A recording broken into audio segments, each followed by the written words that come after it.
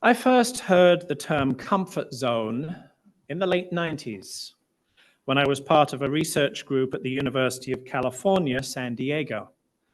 We worked with a professor who'd figured out how to make enough money on foreign stock markets that he didn't need to rely on grants and outside funding, or even a paycheck from the university, which gave him considerable freedom to do whatever research he wanted to do. Most of us worked with high-power lasers, but there was also a group of undergraduates who were creating computer simulations. The professor said he hired undergraduates for that because they didn't know what couldn't be done. So they would try to do what couldn't be done, and sometimes they would succeed in doing it. I'd been there for a couple of years when the professor was diagnosed with cancer, and the prognosis was sadly terminal. He put a considerable amount of his time and effort and money into researching treatments, but he also wanted to make sure that the research group was in good enough shape to survive his death. So he signed us up for some team building activities. And it was at one of our evening sessions that we were introduced to the idea of comfort zones. As research scientists, of course, we were used to the idea of trying to find new ways, better ways, easier ways to work with experimental equipment, but we weren't talking about science here. We were talking about working together, coherently and cohesively as a team, and a PhD doesn't help much with that. Hence the team building activities that tried to get us out of our comfort zones so that we could learn how to communicate better, how to trust one another, how to rely on each other, how to become a more effective team, how to grow individually and collectively. Now, there's nothing you need to know about the concept of a comfort zone beyond what's already in the name. It's a comfortable place to be. A comfort zone is where everything is familiar, where we know how to do everything we need to do, where we feel safe and in control. Given that, though, it pretty much means that nothing new happens in a comfort zone. No real difficulties to navigate. No obstacles to surmount, no opposition to overcome.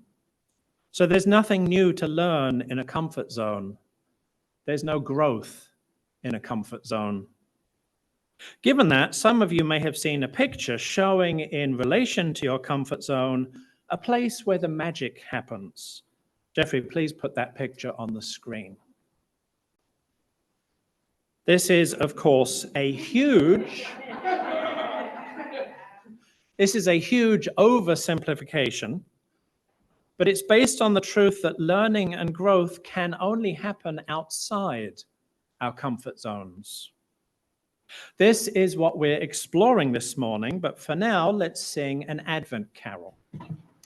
One of the more provocative books we read in seminary was this one, A Feminist Ethic of Risk by Sharon Welch, who is currently on the faculty at Meadville Lombard Theological School, our UU seminary in Chicago. In this book, Welch constructs a new model for ethical action, emphasizing a theology of resistance and hope that informs justice work through faithfulness and a creative, compassionate willingness to risk failure. This is in stark contrast to the ethic of control, as often practiced by the white middle class, when it is only responsible to take an action if total success is assured. Faced with complex problems such as racism or climate change that are too large to be solved alone, or even in the foreseeable future, the ethic of control leads to inaction, cynicism, and what Welch calls cultured despair. As she puts it, it is easier to give up on long-term social change when one is comfortable in the present. An ethic of risk, by contrast, allows us to persist in the discomfort of incomplete understanding and limited perspective, in the face of only partial success and even repeated failures, because we are nonetheless creating possibilities for moving toward our goals in the future. Though Welch doesn't use the term, this does line up nicely with the idea of a comfort zone. After all, an ethic of control works perfectly well within our comfort zone because it's a place where we are in control of everything. But outside our comfort zone, even to start moving outside requires an ethic of risk, because we will no longer be in control of everything. Going beyond our comfort zone is a risk. We risk encountering the unfamiliar, the strange, the discomforting. We risk recognizing our own ignorance, our own preconceptions, our own biases. We risk feeling unsafe. This is why a lot of what's written about this identifies the immediate area outside comfort as the fear zone. This is where we're not feeling too confident, we're easily affected by other people's opinions, and we're finding excuses to go back into the comfort zone. But if we have the courage to push through the fear, then we enter the learning zone. This is where we're figuring things out. We're gaining new skills, and we're handling any challenges, and all of these help to expand our comfort zone too. However, if we can keep moving beyond what is now becoming comfortable again, then we enter the growth zone. This is where we're not just learning new things about the world around us anymore. Now we're learning new things about ourselves, realizing ourselves, becoming true to ourselves. This, in other words, is where the magic happens. Obviously, it's not as simple as showing your comfort zone here and where the magic happens there, and then it's just a matter of leaving your comfort zone and alakazam, you're a new person. It takes a lot more work than that. And going from comfort to growth isn't necessarily a linear process either.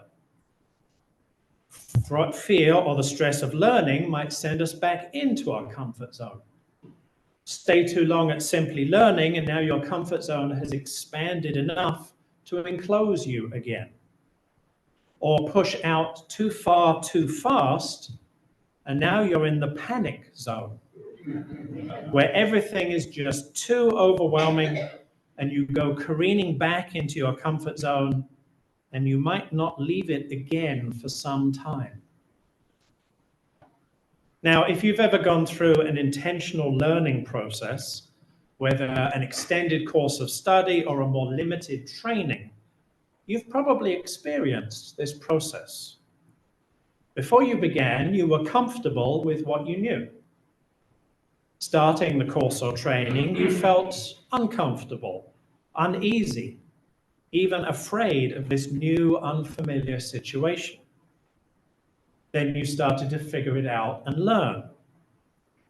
Now, maybe you spent some time going over what you were learning until you became comfortable with it. In other words, your comfort zone was expanding. That's the goal of most academic learning. If you pushed or were pushed beyond that, though, then there would be personal growth, which besides the academic should be the goal of formation, as for example, a teacher, doctor, lawyer, or minister.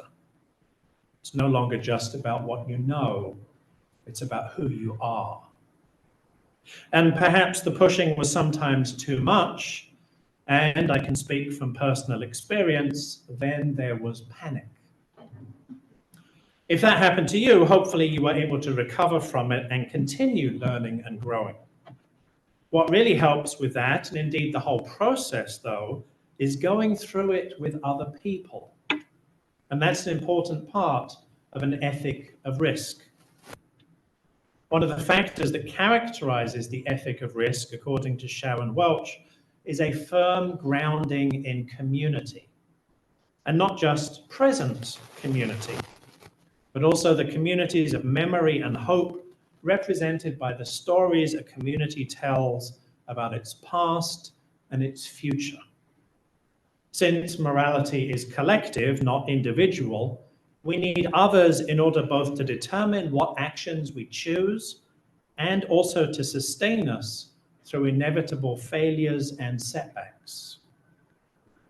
So that picture with your comfort zone here and where the magic happens there, that picture is incomplete in a big way.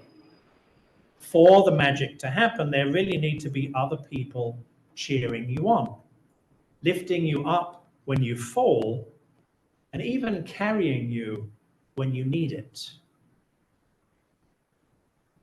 I'm going to ask you some wondering questions now, and I'll give you a little time after each to reflect. Jeffrey will put each question on the screen as I ask it. I wonder what hopes you are holding close.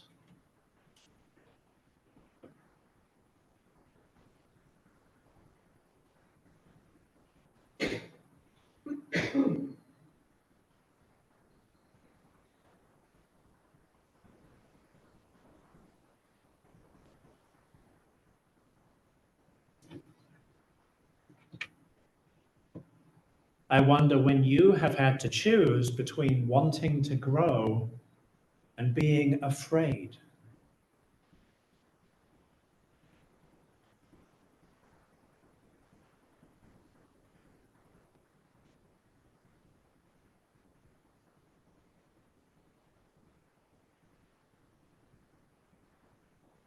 I wonder where you have encountered the unfamiliar, the strange, and the discomforting.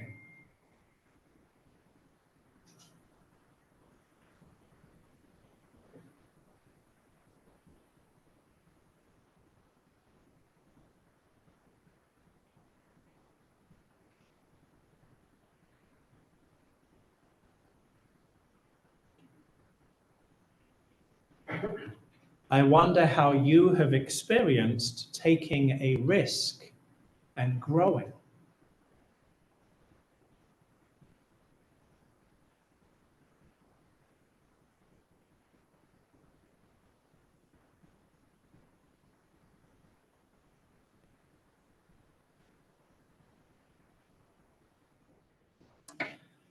The index of our older hymn book lists Anonymous as the composer, arranger, author, or translator of 16 hymns and readings. That's quite a body of work. Here's one of the readings that Anonymous has written. To laugh is to risk appearing the fool. To weep is to risk appearing sentimental. To reach out for another is to risk exposing our true self. To place our ideas, our dreams before the crowd is to risk loss. To love is to risk not being loved in return. To hope is to risk despair. To try is to risk failure. To live is to risk dying. I'll add another line. To play is to risk being called childish. So to move outside our comfort zones today, we're going to spend a little time playing. Gail and Randy are going to hand out these small tubes with bubble mixture and a stick to blow bubbles.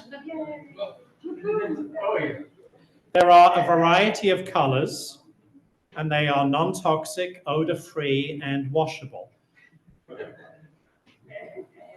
Once you have a tube, you are welcome to start blowing bubbles. When you get one of the bowls, please pass it on to the people near you. See how large a bubble you can make. Not that large with these. Maybe you can blow a larger bubble. See how many bubbles you can make in one go. See how high you can get the bubbles to go. See how long you can get a bubble to last.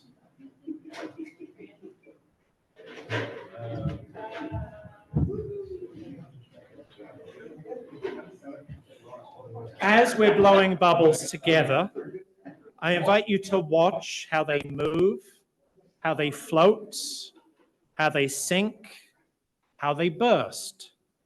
And I'll zoom out on the camera so that those of you online can watch the bubbles too. We'll do this for a few minutes, and you're welcome to take the bubble tube with you at the end of the service. So far, I've talked about comfort zones and where the magic happens from a mostly individual perspective, albeit with the need for a firm grounding in community for the magic to happen. However, a community also has a comfort zone and needs to move outside it for learning and growth. And that can be even harder than for an individual.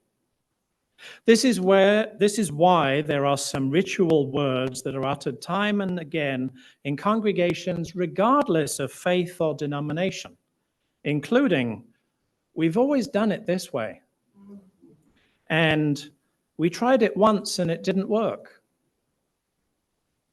Back in March 2020, we took a big risk when we voted as a congregation to look for a bigger property that would better serve our mission. We effectively decided that we wouldn't keep doing church the way we've been doing church. Though, of course, we'd be able to stay in our comfort zone, in our current building, until we actually found a new property. And then the COVID pandemic shut everything down, and we were forced out of our comfort zone anyway by the need to figure out how to do church on Zoom. Then, as the pandemic eased and we returned to largely in-person programs, we quickly became comfortable again with our current space. Well, some of us became comfortable again. Joanne's done her very best, but our religious education space wasn't comfortable for our children, youth, and teachers before the pandemic, and it isn't any more comfortable now. I know that we've lost potential member families because there've been either too few children on a Sunday morning or more often too many for the space. Now, as you heard from Solstice last Sunday and from Beck this morning, we are, by fits and starts, finally under contract to buy a bigger property to better serve our mission as the UUFP's new home. We have a lot of work to do over the next 3 months, from inspecting the property and budgeting for repairs and upgrades, to holding a congregational vote to actually buy 326 Tabbs Lane, and hiring someone to provide ministerial coverage while I'm on sabbatical. This is going to challenge us like nothing else has in over 4 decades. And as much as we might want to stay in our comfort zone, we cannot. We will experience the doubts and second guessing of the fear zone. And the ethic of control will tempt us with apparent safety when all it can offer us is paralysis. So we must hold hope close and push through together to the learning zone where we're figuring things out, gaining new skills, and handling our challenges as a community. And with our vision drawing us forward, I know that we, this congregation, will find our way to the growth zone, where we will be better able to live into our mission, to live by our covenant, and that will be where the magic happens. May it be so.